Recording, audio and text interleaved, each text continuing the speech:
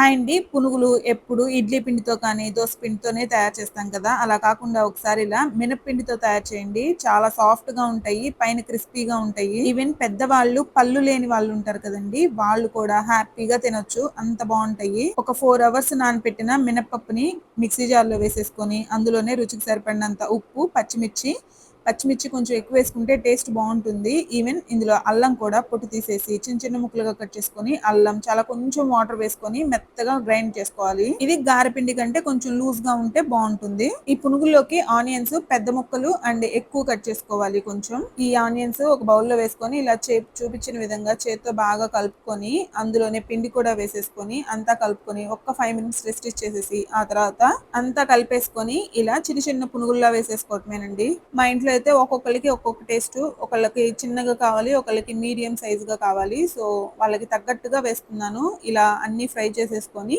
Serve చేసుకోవటమే. Taste మాత్రం చాలా బాగుంటుంది. నచ్చితే ట్రై చేసి ఎలా వచ్చిందో కమెంట్ చేయండి. బాయ్.